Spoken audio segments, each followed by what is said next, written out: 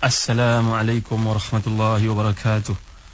Innal hamdalillah nahmaduhu wa nasta'inuhu wa nastaghfiruh wa na'udzu billahi min shururi anfusina wa min sayyiati a'malina. Man yahdihillahu fala mudilla lahu wa man yudlil fala hadiya lahu. Wa ashhadu an la ilaha illallah wahdahu la sharika lahu wa ashhadu anna Muhammadan 'abduhu wa rasuluh. Ya ayyuhalladzina amanu taqullaha haqqa tuqatih ولا تموتن إلا وأنتم مسلمون يا أيها الناس اتقوا ربكم الذي خلقكم من نفس واحدة وخلق منها زوجها وبث منهما رجالا كثيرا ونساء واتقوا الله الذي تساءلون به والأرحام إن الله كان عليكم رقيبا يا أيها الذين آمنوا اتقوا الله وقولوا قولا سديدا يصلح لكم أعمالكم ويغفر لكم ذنوبكم ومن يطع الله ورسوله فقد فاز فوزا عظيما. أما بعد. Saudara penerbit Ustaz Mahdi Syarudin, sedang pendengar yang dirahmati dan dikasihi Allah sekalian, kita sedang membincangkan ayat yang ke-16, 17 dan 18 dari suratul A'raf. Firman-Nya, a'udzubillahi minasyaitonir rajim. Qala fa bima aghwaytani la'aq'udanna lahum siratakal mustaqim. ثم لآتينهم من بين أيديهم ومن خلفهم وعن أيمانهم وعن شمائلهم ولا تجد أكثرهم شاكرين قال اخرج منها مذءوما مدحورا لمن تبعك منهم لأملأن جهنم منكم أجمعين صدق الله العظيم. Iblis menjawab, kerana engkau telah menghukum saya sesat, saya benar-benar akan menghalangi mereka dari jalan engkau yang lurus. Kemudian saya akan mendatangi mereka dari muka dan dari belakang, dari hadapan dan dari belakang mereka, dari kanan dan kiri mereka, dan kau tidak akan mendapati kebanyakan mereka bersyukur. Allah berfirman, keluarlah kamu dari syurga itu sebagai seorang yang hina lagi diusir. Sesungguhnya barang siapa di antara kamu, di antara mereka yang mengikuti kamu, benar-benar aku akan mengisi neraka jahanam dengan kamu semuanya. Sudah mendengar yang dirahmati dan dikasihi Allah sekalian, ini merupakan terjemahan yang dikemukakan oleh, yang diketuai panel penterjemah oleh Profesor Hasbi Siddiqi dalam kitab terjemahan Qurannya. Terdapat perbezaan dari sudut penggunaan istilah yang dikemukakan sebagai contohnya oleh Abdullah Basmi, Syekh Abdullah Basmi, dan juga oleh Allahyarham Profesor Dr. Hamka. Walau bagaimanapun, kalau kita lihat apa yang dimaksudkan oleh Allah Subhanahu Wa Taala dalam ayat ke-16 dan 17 dan 18 ini merupakan ikrar syaitan. Telah kita jelaskan dalam kuliah yang lepas, sebenarnya pandangan yang tepat sama ada Allah terima doa ataupun tidak terima doa iblis ini, Allah telah memakbulkan permintaan iblis, tetapi permintaan ini bahawa ada hikmah di sebaliknya, dan Allah tidak terima semua. Allah menerima sebahagian dari permintaannya, minta umur panjang, tidak sampai kepada apa yang diminta, iaitu sampai ke tiupan sangkakala yang kedua. Kalaulah syaitan ini panjangkan umur sampai tiupan sangkakala yang kedua, artinya meninggal dunia seorang itu husnul khatimah ke su'ul khatimah ke belum tentu juga lagi. Kerana dalam kubur pun boleh datang lagi sekali syaitan untuk menyesatkan orang yang telah meninggal dunia. Jadi perkara ini tidak dibenarkan oleh Allah Subhanahu Wa Taala. Sampai saja manusia meninggal dunia, maka tamatlah peranan syaitan sudah tidak ada lagi.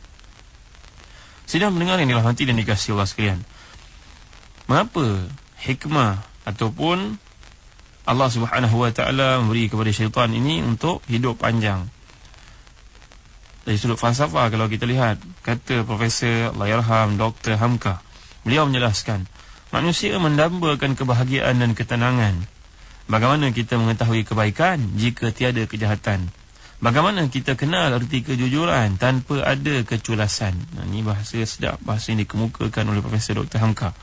Jika demikian, asasnya harus ada yang tampil bukan sahaja dengan yang buruk, malahan yang melakukan keburukan dan memperdayakan manusia yang lemah imannya untuk buat kejahatan. Sungguh tepat ungkapan yang mengatakan bahawa manusia mengenal kebaikan sejak adanya syaitan. Kebaikan pada pandangan Allah sebenarnya bukanlah kebaikan dengan sebab anda melakukan kebaikan, tetapi anda mampu melakukan kejahatan pada waktu itu, tetapi anda memilih untuk tidak melakukannya. Ini kata-kata penuh dengan falsafah sekian para pendengar yang dikasihi dan dirahmati Allah. Kebaikan maknanya kita mampu untuk buat kebaikan dan kejahatan pada suatu masa, tapi kita pilih untuk buat kebaikan dan meninggalkan kejahatan. Kita tak mahu melakukan kejahatan itu kerana kita tahu ada hukuman yang ditetapkan oleh Allah Subhanahu Wa Taala. Jadi sedang mendengar yang dirahmati dan dikasihi Allah sekalian, Kebaikan pada pandangan Allah ialah kita memilih untuk melakukan kebaikan dalam keadaan kita mampu melakukan kejahatan. Dan di sinilah menyebabkan manusia itu unggul pada berbanding dengan malaikat yang diciptakan oleh Allah Subhanahu Wa Taala. Jadi ikhwati fillah, saudara-saudari yang dirahmati dan dikasihi oleh Allah, kalau kita lihat antara pandangan yang menarik yang pernah saya sebutkan sebelum ini, bagaimana Al-Imam Al-Ghazali menjelaskan isu syaitan menyesatkan manusia. Sebenarnya manusia ini boleh ditipu dengan sebab beberapa perkara. Ada beberapa elemen yang cukup penting yang perlu kita lihat, yang kita kena pastikan supaya kita jangan terjebak melakukannya. Jelas beliau dalam kitab Minhajul Abidin. Yang pertama kalau kita lihat ialah dunia. Manusia ditipu oleh dunia. Dengan sebab dunia manusia melakukan apa sahaja. Dalam hadis diriwayatkan oleh Ahmad dan dianggap sahih oleh Ibn Hibban dalam kitab sahihnya, bahawa Nabi SAW pernah bersabda, "Man ahabba dunyahu adarra bi akhiratihi, wa man ahabba akhiratahu adarra bi dunyahu, fa'athiru ma yabqa ala ma yafna." Dalam hadis ini Nabi SAW melaporkan bersabda, siapa yang cinta dunia maka pasti dia akan membahayakan akhiratnya, dan siapa yang cintakan akhirat pasti dia akan membahayakan dunianya. Dengan sebab itu kamu buat pilihan yang tepatlah untuk membahayakan yang mana agar kamu mendapat manfaat yang berkekalan. Jadi dalam hadis ini kita lihat bahawa dunia dan akhirat dia tak akan berhimpun. Dan kita kata kalau seorang yang melampau-lampau cintanya kepada dunia, dia tak akan ada cinta akhirat, tuan-tuan sekalian. Demikian juga orang yang cintakan akhirat, dunia ini tidak ada apa nilai baginya. Pernah kita bincangkan satu masa dahulu keimanan seorang sahabat yang bernama Harithah. Asbahtu mu'minan haqqan, ka'anni anzuru ila arsy rabbi barizan, wa ka'anni anzuru ila ahlil jannati yatazawaruna fiha, wa ka'anni anzuru ila ahlin nar wa hum yata'awuna fiha.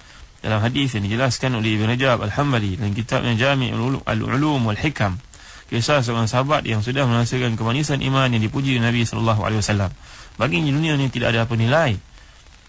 Itulah dia seorang manusia yang diberi kelebihan oleh Allah Subhanahu Wa Taala. Yang kedua, jelas Imam Ghazali, kita atau manusia ini menjadi alpa dan lalai dalam kes janji syaitan ini. Sebenarnya selain daripada syaitan menyesatkan manusia, manusia juga boleh sesat dengan sebab orang-orang lain, dengan sebab manusia yang lain. Itu sebabnya berkata Hatim Al-Asam bahawa saya mencari cara untuk mentaati Allah Subhanahu Wa Taala dengan mengamalkan zuhud dan meminta manusia untuk membantu saya, tapi saya tidak memperolehi bantuan mereka. Artinya saya jadi seorang yang zuhud, saya minta mereka supaya bantu saya jadi seorang zuhud, tidak sama sekali. Bahkan mereka menjadi musuh saya bila saya cuba mengamalkan Islam dalam kehidupan. Ini kata Hatim Al-Asam. Itu sebabnya dalam satu hadis diriwayatkan oleh Abu Dawud dan An-Nasa'i, dianggap hadis ini sahih oleh Al-Albani, sidang pendengar sekalian. Nabi SAW pernah bersabda, "Kaifa bikum wa bi zamanin aw yushiku an ya'ti zamanun yugharbalu an-nasu fihi gharbalatan tabqa huthalatun min an-nas qad marijat uhuduhum wa amanatuhum ikhtalafu fakanu hakadha wa shabbaka baina asabi'ihi faqalu wa kaifa bina ya Rasulullah sallallahu alaihi wasallam?" قال تأخذون ما تعرفون وتذرون ما تنكرون وتقبلون على أمر خاصتكم وتذرون أمر عامتكم. Nabi SAW memberi gambaran tentang peristiwa yang akan berlaku selepas kewafatan baginda. Lalu Nabi pun bersabda akan datang satu ketika manusia ini hilang identitinya. Manusia dia mengorbankan apa saja demi kehidupan duniawi dia. Dan hadis ini sebenarnya ditafsirkan oleh satu hadis yang lain. Yusbihu al-mar'u mu'minan wa yumsi kafiran wa yumsi mu'minan wa yusbihu kafiran yabi'u dinahu bi ardi dunya qalil. Manusia akan datang satu ketika pagi di Islam, petang di kafir. Petang di Islam, pagi esok di kafir pula. Dia menjual agamanya dengan tujuan dunia yang sementara, yang fana, yang tidak kekal. Lalu Nabi SAW pun ditanya oleh para sahabat, "Wahai Nabi, kalaulah kami hidup pada waktu itu, apa yang perlu kami lakukan?" Ini cerita manusia menyesatkan manusia. Kita hidup dalam zaman yang fitnah, kita melihat orang melakukan kejahatan itu yang beroleh keuntungan. Orang melakukan kebaikan yang susah nak hidup. Inilah suasana yang disebut Nabi SAW dalam hadis dari Abu Dawud dan juga An-Nasa'i. Dianggap sahih oleh Al-Albani, sidang pendengar sekalian. Lalu Nabi SAW akhirnya telah memberi satu penyelesaian. Kalau kamu sampai ke waktu ini, maka hendaklah kamu pegang pada apa yang benar dari Quran dan juga sunnah. Dan kamu tinggalkan perkara yang kamu lihat manusia melakukannya, mereka mengatakan inilah dia kebenaran. Dan kamu buatlah kerja kamu sendiri saja dan tinggalkanlah pergaulan dengan manusia yang lalai seperti ini. Jadi sidang pendengar sekalian, hadis seperti ini jangan kita silap tafsir ya. Tolong sedikit. Kalau kita lihat pandangan yang dikemukakan oleh Syekh Dr. Muhammad Sa'id Ramadan Al-Buti dalam kisah uzlah, dalam satu kefahaman terhadap sirah Nabi, bagaimana kita hidup pada zaman hari ini, janganlah kita beranggapan kita perlu mengasingkan diri beruzlah macam Nabi beruzlah di Gua Hira dan kita tidak peranan dalam masyarakat. Bukan begitu. Bukan begitu yang maksudkan. Maksudnya bila kita sampai ke satu keadaan yang memang keadaan tak boleh nak menyumbang sama sekali, pada waktu itu barulah tiba keadaan yang dituntut duduk dalam hutan makan akar-akar kayu. Pada hari ini belum lagi. Hari ini masih banyak peranan yang boleh dijalankan. Janganlah kita jadi seperti ini. Gambarkan dalam hadis riwayat Tirmizi dianggap sahih olehnya, la takunu imma'atan taqulun in ahsanna an-nasu ahsanna wa in asa'u asa'na walakin watinu anfusakum an tuhsinu idza asa'u wa an tuhsinu idza ahsanu. Jangan kamu jadi pak turut. Orang baik kamu buat baik. Kenapa kamu buat baik? Orang semua buat baik. Orang buat jahat, kamu pun buat jahat. Kenapa buat jahat? Kerana kalau kita buat baik tak boleh hidup. Tetapkanlah diri kamu untuk melakukan kebaikan walaupun manusia melakukan kejahatan. Dan apatah lagi kalau mereka melakukan kebaikan, kamu pun kena melakukan kebaikan juga. Jadi sidang pendengar yang dirahmati dan dikasihi Allah sekalian, ini merupakan gambaran bagaimana manusia disesatkan selain daripada syaitan yang berperanan untuk menyesatkannya. Ada banyak elemen yang menyesatkan manusia. Tadi dunia, kemudian rakan-rakan, kawan-kawan juga menyebabkan manusia rosak pada hari ini. Dan yang ketiga, sidang pendengar sekalian, selain daripada syaitan yang juga menyesatkan kita, menyebabkan kita sanggup melakukan apa saja dalam hidup ini, kerana jiwa kita kotor sebenarnya. Jiwa yang kotor ni adalah satu penyakit yang cukup bahaya, jelas Al-Imam Al-Ghazali dalam kitab Minhajul Abidin. Kerana kita bertempur dengan musuh yang kita sendiri tidak dapat mengenalinya. Dia berada dalam diri kita. Kalau musuh luar kita nampak, kita angkat senapang ke, angkat pedang ke untuk melawannya. Tapi musuh dalam diri kita sendiri merupakan satu benda yang cukup payah untuk kita mengatasinya. Itu sebab kalau kita lihat bila Nabi SAW pulang dari perang Badar, berkatalah seorang sahabat, raja'na minal jihadil asghar ila jihadil akbar, ila jihadil akbar. Kami pulang daripada satu jihad yang kecil kepada jihad yang lebih besar. Jihad yang lebih besar ni mujahadatun nafs, melawan nafsu. Ini satu tuntutan yang cukup penting dalam hidup. Bila kita tak dapat melawan nafsu kita, bagai-bagai perkara boleh berlaku menyesatkan kita dan sekaligus menyebabkan kita keluar dari landasan yang dikehendaki oleh Allah dan Rasulnya. Berkata para penyair, kata seorang penyair, kata-kata ni hebat sidang pendengar sekalian. Nafsi ila ma darani da'i tukthiru asqami wa awja'i kaifa ihtiyali min aduwi idha kana aduwi baina adla'i. Ini kata-kata penyair juga hebat. Nafsuku, bagaimanalah engkau memudaratkan aku, kamu menyebabkan aku ditipu penyakit dan kesusahan. Apalah hilah aku untuk menghadapi musuh ini, musuh yang aku perlu hadapi bila musuh ni sendiri berada dalam tulang rusukku. Jadi musuh dalaman ni yang kita maksudkan sebagai nafsu yang tidak dikawal, sedang pendengar sekalian, merupakan musuh yang cukup bahaya. Jangan kita ingat syaitan saja yang berperanan.